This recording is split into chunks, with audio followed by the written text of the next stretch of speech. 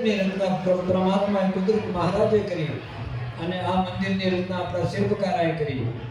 એ મંદિર ક્યારે પ્રતિષ્ઠિત બને ત્યારે ભગવાન આ મૂર્તિ લાવી એનું વિધિ વિધાન થશે, એના તમામ ન્યાસક્રમ થશે, પછી અને એમાં જ્યારે મૂર્તિ સ્થાપિત થશે અને પૂજ્ય પંડિતો વેદોના મંત્રથી જ્યારે પ્રાણની મંત્ર ઉચ્ચાર થશે ત્યારે એ પ્રાણ પ્રતિષ્ઠા થઈ અને આ જીવ રાજા દ્વારા દેહરૂપી મંદિર પરમાત્માએ બનાવ્યું.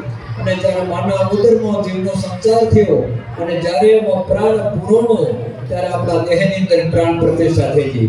હવે મને ઓળખવું કેવા કઈ રીતે, એના માટે આપણા ધર્મગુરુ ધર્મશાસ્ત્રો વેદોએ શાસ્ત્રોએ આ પુરાણોએ વાત બતાવી કે ભાઈ એકાદશીનું વ્રત કરો, ચાર ધામની યાત્રા કરો, પવિત્ર ઘાટોમાં સ્નાન કરવું તો આપણા જન્મના જે પાપ છે એ પાપમાંથી નિવૃત્તિ મળે.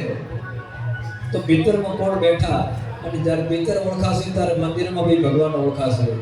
એટલે એના માટે જેટલું સમજાય એટલું સમજો, મનુષ્ય જીવન સાર્થક કરો, પુણ્યરૂપી ભાતું કમાવો, તમે સુખી જોઈ પૂર્વ જન્મનો ફળ અને આવતો ભવ સુધારવો હતો. પૂર્વે સુકરિત વિધોની આ ભવે ન થાય, ભાવિ ભયંકર તેનો સંશય નિજરાય. ઘણા એમ પણ કર્મને દોષ દેતા હોય તો દેવી દેવતા ભગવાનને દોષ દેતા હોય. સંજનો એક કર્મનું ફળ છે. જેને પૂર્વે સુકૃત નથી એને અત્યારે નથી મળ્યું અને અત્યારે નથી તો આવતો ભવ નિષ્ફળ. તમે સદભાગી કે પૂર્વ જન્મમાં પણ સુકૃત કીધું, અત્યારે પ્રભુએ તમને આપ્યું અને અત્યારે પણ આવા સારા કાર્ય થયા. આ પરમાત્માના દરબારમાં સોનાના અક્ષરે આપણું ભાવિ નિર્માણ થઈ રહ્યું.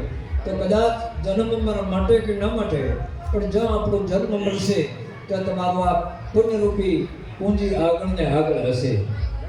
અને લગભગ તો રાજેશ્વર ભગવાન જેવા સંતો આ કુળું સમાજમાં આવ્યા, કેટલા મારા પૂજ્ય સંતો પણ આવ્યા.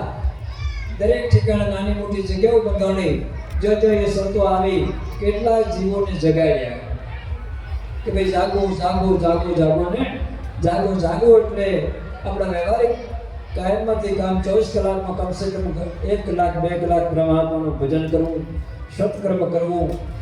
આપણે ધરતી માતાને વંદન, સૂર્યનારાયણ નમસ્કાર, પૂજ્ય પંડિત બ્રાહ્મણ ભેખને નમન, ગૌ માતાનું 33 કોટી દેવતાનું મૂળ મંદિર બની એની સેવા અને આપણા જીવનનો કાંઈક યમ નિયમ હોવું જોઈએ તો જે મનુષ્ય છે. બાકી તો આપણામાં કોઈ જીવનમાં કોઈ યમ નિયમ ન હોય તો પશુમાં આપણામાં કોઈ ફેર નથી. અરે શાસ્ત્રોએ તો સંતોએ તો જો કોઈ જીવનમાં સત્કર્મ ન થાય તો એના કરતાં પશુને હારું મળ્યું. કેમ હારું? પશુ ચામકી બને પનૈયા નોબત બઢે નગારા, મનખાનો ચામ કામણી આવે બળજલ હોય જાય અંગારા. હરે જગુન માયા બ્રાહ્મણા દિન ચારા. એ 4 દાડાના મહેમાન ગતિવાલા. ઉગ્યા સૂરજ હાથ में फूटा सो करवाए, चढ़िया देवर घड़ी पड़े जन्मे सो मर जाए. आना जाना આ ધરતી પર કે વિભૂતિઓ સંતો મહંતો પધાર્યા પણ જાત જમાય આ શરીરનું નિર્માણ આવતું મંદિરે. બાકી કોઈની સુરા ભગવાન રામચંદ્રજી કે ભગવાન કૃષ્ણ પણ જ્યારે એમનો અવતાર લીલા પૂર્ણ થઈ એ શરીરને છોડીને સ્વધામ પધાર્યા. એટલે આ શરીર છે એના માટે શબ્દોએ કીધું કે આ કાયા એ કાળનો ચારો છે, બહુનામી બોલણ હારો છે, સુખ દુઃખથી નિર્ગુણ ન્યારો. એ નિર્ગુણ બ્રહ્મને ઓળખવા માટે, સદાશિવને ઓળખવા માટે આપણા દરેક કામે આવા પવિત્ર કાર્ય થઈ રહ્યા. એટલે જેટલું બને એટલું સત્કર્મ કરો, મનુષ્ય જીવનને સાર્થક કરો, પુણ્યરૂપી વાતો કમાવો, આ પાપની ફરજમાં વધારો.